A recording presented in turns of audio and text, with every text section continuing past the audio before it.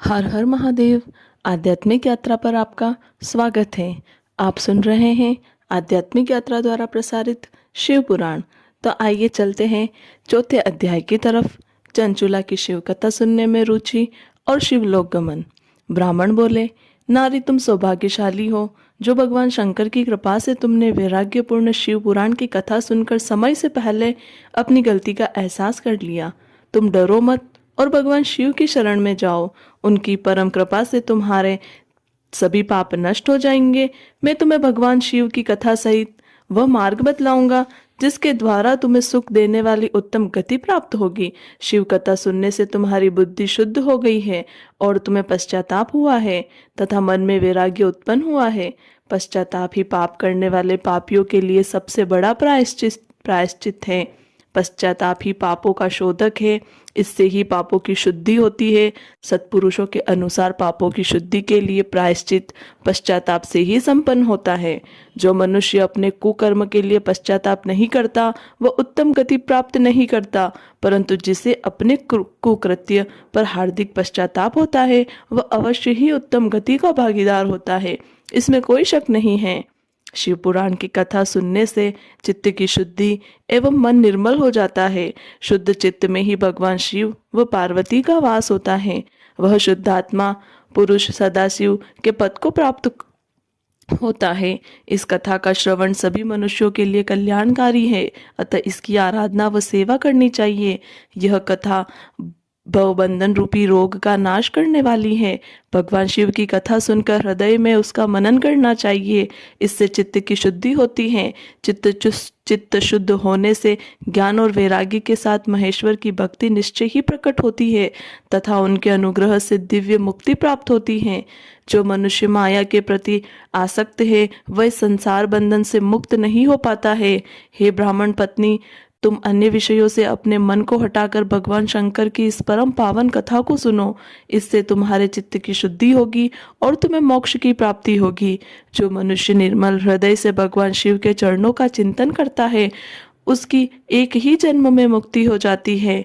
सूत जी कहते हैं, शौनक, यह कहकर वे ब्राह्मण चुप हो गए। उनका हृदय करुणा से भर गया। वे ध्यान में मग्न हो गए। ब्राह्मण का उक्त उपदेश सुनकर चंचुला के नेत्रों में आनंद के आंसू छलक आए। वह हर्ष भरे हृदय से ब्राह्मण देवता के चरणों में गिर गई और हाथ जोड़कर बोली, मैं कृतार्थ हो गई। हे ब्राह्मण शिव भक्तों में श्रेष्ठ, आप धन्य हैं। आप परमार्थदर्शी हैं और सदा परोपकार में लगे रहते हैं। मैं नरक के समुद्र में गिर रही हूँ, कृपा कर मेरा उद्धार कीजिए। जिस पौराणिक व अमृत के समान सुंदर शिव पुराण कथा की आप बात कर रहे हैं उसे सुनकर ही मेरे मन में वैराग्य उत्पन्न हुआ है। उस अमृतमय शिव पुराण कथा को सुनने के लिए मेरे मन में बड़ी श्रद्धा हो रही है। कृपा करके आप उसे मुझे सुनाइए। सूत जी कहते हैं, शिव पुराण की कथा सुनने की इच्छा मन में लिए हुए चंचुला उन ब्राह्मण देवता की सेवा में वही रहने लगी। उस गोकर्ण नामक महाक्षेत्र में उन ब्राह्मण देवता के मुख से चंचुला शिव पुराण की भक्ति, ज्ञान और वैराग्य बढ़ाने वाली और मुक्ति देने वाली परम उत्तम कथा सुनकर कृतार्थ हुई। उसका चित्त शुद्ध हो गया। वह अपने हृदय में शिव के सगुण रूप का चिंतन करने लगी। वह सदैव शिव के सचिद आनंदमय स्वरूप का स्मरण करने लगी। तत्पश्चात अपना समय पूर्ण होने पर चंचुला ने बिना किसी कष्ट के अपना शरीर त्याग दिया। उसे लेने के लिए एक दिव्य विमान वहां पहुंचा। यह विमान शोभा साधनों से सजा था एवं शिव गणों से सुशोभित था। चंचुला विमान से शिवपुरी पहुंची। उसके सारे पाप धुल गए। वह दिव्यांगना हो गई। वह गौरांगी देवी मस्तक पर अर्धचंद्र का मुकुट व अन्य दिव्य आभूषण पहने शिवपुरी पहुंची। वहां उसने सनातन देवता त्रिनेत्रधारी महादेव शिव को देखा। सभी देवता उनकी सेवा में भक्ति भाव से उपस्थित थे। उनकी अंग कांति करोड़ों सूर्यों के समान प्रकाशित हो रही थी। 5 मुख और हर मुख में 3-3 नेत्र थे। मस्तक पर अर्धचंद्राकार मुकुट शोभायमान हो रहा था।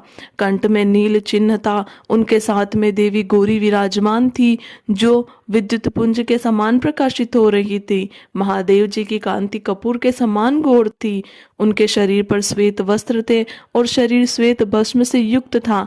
इस प्रकार भगवान शिव के परम उज्जवल रूप के दर्शन कर चंचुला बहुत प्रसन्न हुई।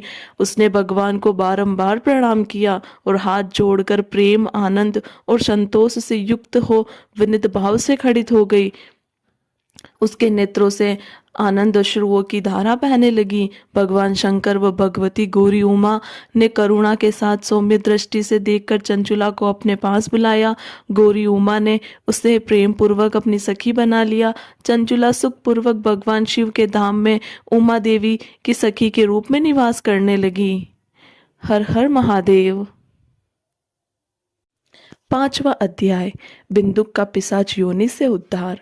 सूत जी बोले, शौनक, एक दिन चंचुला आनंद में मग्न उमा देवी के पास गई और दोनों हाथ जोड़कर उनकी स्तुति करने लगी। चंचुला बोली, हे गिरिजा नंदिनी, स्कंद माता, उमा, आप सभी मनुष्यों एवं देवताओं द्वारा पूज्य तथा समस्त सुखों को देने वाली हैं। आप शंभु प्रिया हैं। आप ही सगुणा और निर्गुणा हैं। हे सचिनानंद स्वरूपिणी, आप ही प्रकृति की पोषक हैं। हे माता, आप ही संसार की सृष्टि, पालन और संहार करने वाली हैं। आप ही ब्रह्मा, विष्णु और महेश को उत्तम प्रतिष्ठा देने वाली परम शक्ति हैं। सूत जी कहते हैं, शौनक, सदगति प्राप्त चंचुला इस प्रकार देवी की स्तुति कर शांत हो गई। उनकी आंखों में प्रेम के आंसू उमड़ आए।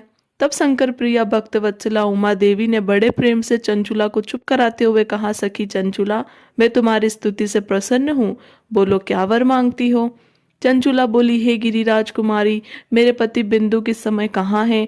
उनकी कैसी गति हुई है, मुझे बताइए और कुछ ऐसा उपाय कीजिए ताकि हम फिर से मिल सके।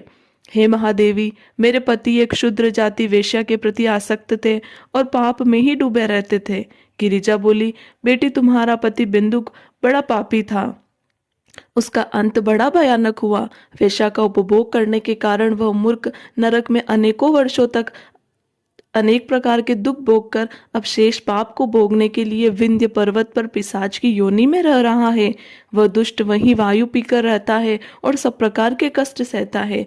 सूत जी कहते हैं, शौनक, गौरी देवी की यह बात सुनकर चंचुला अत्यंत दुखी हो गई। फिर मन को किसी तरह स्थिर करती हुई दुखी हृदय से माँ गौरी से उसके बारे में फिर पूछा, हे महादेवी, मुझ पर कृपा कीजिए और मेरे पापी पति का आप उद्धार कीजिए।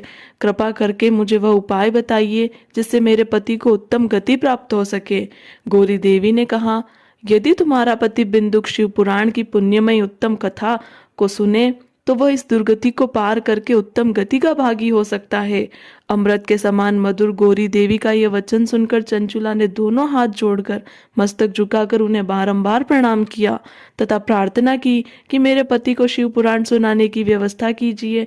ब्राह्मण पत्नी चंचुला के बार बार प्रार्थना करने पर शिवप्रिया गौरी देवी ने भगवान शिव की महिमा का गान करते हुए गंधर्वराज तंबूरों को बुलाकर कहा, तुम्बुरो, तुम्हारी भगवान शिव में प्रीति है। तुम मेरे मन की सभी बातें जानकर मेरे कार्यों को सिद्ध करते हो। तुम मेरी सखी के साथ विंध्य पर जाओ।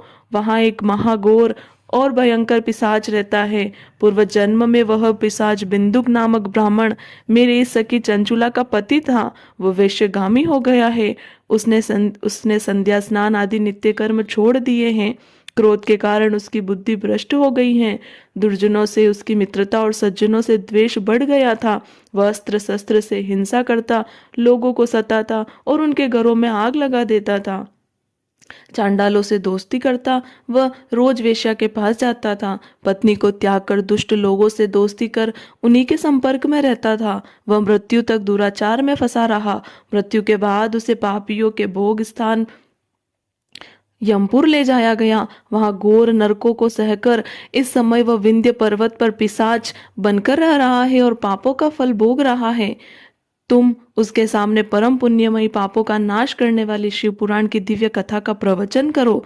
इस कथा को सुनने से उसका हृदय सभी पापों से मुक्त होकर शुद्ध हो जाएगा और वह प्रेत योनि से मुक्त हो जाएगा। दुर्गति से मुक्ति होने पर उस बिंदुक नामक पिशाच को विमान पर बिठाकर तुम भगवान शिव के पास ले आना। सूत जी कहते हैं, शौनक, माँ उमा का आदेश पाकर गंधर्वराज तंबूरो प्रसन्नता पूर्वक अपने भाग्य की सराहना करते हुए चंचुला को साथ लेकर विमान से पिशाच के निवास स्थान विंध्य पर्वत गया। वहां पहुंचकर उसने एक विकराल आकृति वाले पिशाच को देखा।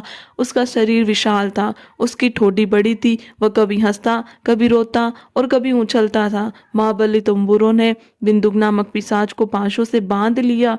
उसके पश्चात तुम्बुरो ने शिव पुराण की कथा बांचने के लिए स्थान तलाश कर मंडप की रचना की। शीघ्र ही इस बात का पता लोगों को चल गया कि एक पिशाच के उद्धार हेतु देवी पार्वती की आज्ञा से तुम्बुरो शिव पुराण की अमृत कथा सुनाने विंध्य पर्वत पर आया है। उस कथा को सुनने से के लोभ से बहुत से देवर्षि वहां पहुंच गए। सभी को आदरपूर्वक स्थान दिया गया। पिशाच बिंदु को पाशों से बांधकर आसन पर बिठाया गया और तब तंबुरों ने परम उत्तम शिव पुराण की अमृत कथा का गान शुरू किया। उसने पहली विद्येश्वर संहिता से लेकर 7वीं वायु संहिता तक शिव पुराण की कथा का स्पष्ट वर्णन किया। सातों संहिताओं सहित शिव पुराण को सुनकर सभी श्रोता कृतार्थ हो गए। परम पुण्यमय शिव पुराण को सुनकर सभी पिशाच पापों से मुक्त हो गए और उसने पिशाच शरीर त्याग कर दिया। शीघ्र ही उसका रूप दिव्य हो गया, उसका शरीर गौर वर्ण का हो गया। शरीर पर श्वेत वस्त्र एवं पुरुषों के आभूषण आ गए। इस प्रकार दिव्य देहधारी होकर बिंदुक अपनी पत्नी चंचुला के साथ स्वयं भी भगवान शिव का गुणगान करने लगा। उसे इस दिव्य रूप में देखकर सभी को बहुत आश्चर्य हुआ। उसका मन परम आनंद से परिपूर्ण हो गया। सभी भगवान महेश्वर के अद्भुत चरित्र को सुनकर कृतार्थ हो उनका यशोगान करते हुए अपने अपने धाम को चले गए। बिंदुक अपनी पत्नी चंचुला के साथ विमान में बैठकर शिवपुरी की ओर चल दिया।